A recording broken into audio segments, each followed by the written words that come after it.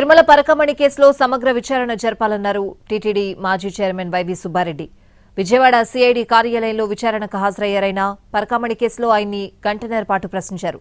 CID అధికారులు అడిగిన ప్రశ్నలకు సమాధానం చెప్పానన్న వైవి సుబ్బారెడ్డి తాను తప్పు చేయలేదని మరోసారి పిలిచినా వస్తానని అన్నారు. కల్తీ నెయ్యి పరకమణి ఇష్యూను రాజకీయ వివాదాలుగా మార్చారని ఫైర్ అయ్యారు.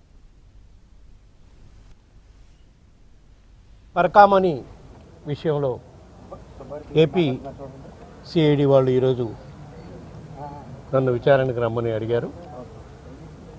వాళ్ళకి చెప్పిన దాని ప్రకారం ఈరోజు 10:30కు వచ్చాను.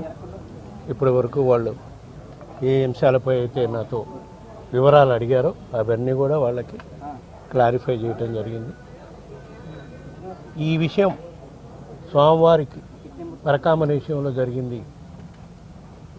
ఇది చాలా ఘోరం. ఇట్లా దొంగతనం జరగటం, దీనిపై సమగ్రంగా విచారణ జరిపి ఎవరైతే బాధ్యులో ఎవరు దోషులో వాళ్ళు నిర్ధారణ చేసి వాళ్ళు పట్టుకొని కోర్టు ద్వారా వాళ్ళకి సమగ్రంగా ఏ విధంగా అయితే జరగాలో ఆ విధంగా జరిగే విధంగా మీరు అన్ని చర్యలు తీసుకోండి. వాళ్ళకి కోర్టు చెప్పిన మేరకు మీకు అన్ని విధాలా సహకరిస్తామని చెప్పడం. ఇప్పుడు వాళ్ళు అడిగిన వాటన్నిటికీ నేను సమాధానం చెప్పానని చెప్తే ఇంక విచారణకి అర్థమై ఉంటుంది చెప్పండి. వాళ్ళు విచారణ చేస్తున్నారు. వాళ్ళు అడిగిన వాటన్నిటికీ సమాధానం చెప్పడం జరిగింది. ఒక్కటి మాత్రం చెప్తాను, నేను మీ హయాంలో జరిగింది ఇది, దానివల్ల మిమ్మల్ని పిలవాల్సి వచ్చింది అన్నారు. జరిగిన మాట ఇప్పుడు తర్వాత నేను మా పీరియడ్ అయిపోయినాకనే నా దృష్టికి వచ్చింది.